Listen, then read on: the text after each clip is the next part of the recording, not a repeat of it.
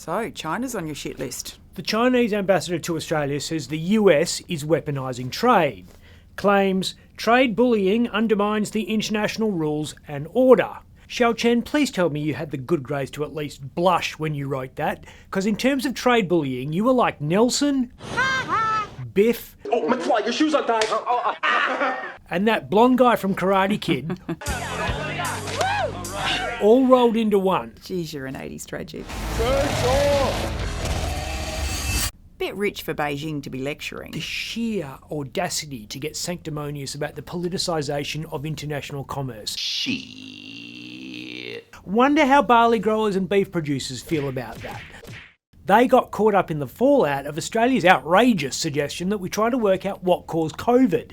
And it's not just multi-millionaire cattle barons and grain farmers who got caught in the pandemic blame game. There are crayboat captains and vineyard owners who haven't upgraded their 7 Series BMWs for 2 years because of it. Oh, I know. So how are you living?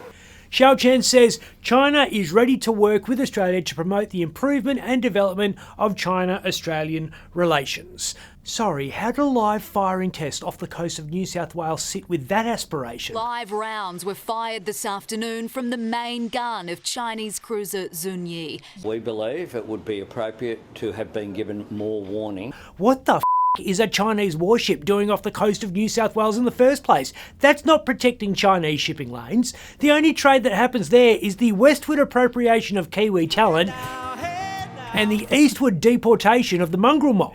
Well, Australia's going to have to muscle up the Navy. This is how demented the real politic of international relations is in 2025.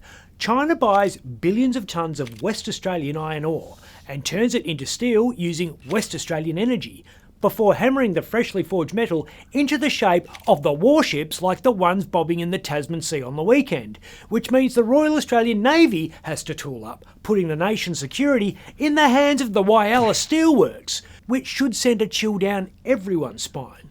No Whyalla wipeout there on my TV. No Whyalla wipeout there on my TV. Oh, I actually can't watch it. So cringe. Craig Emerson, why can't they blow him up? That's assuming we can afford a patrol boat in the first place. Our politicians seem intent on spending all the money we have, plus a lot we don't have, in the lead up to the next election. Latest promises to go on the national visa card, $8.5 billion from Labor, $9 billion from the Libs, so we can see the GP more often. Hi, Dr. Nick!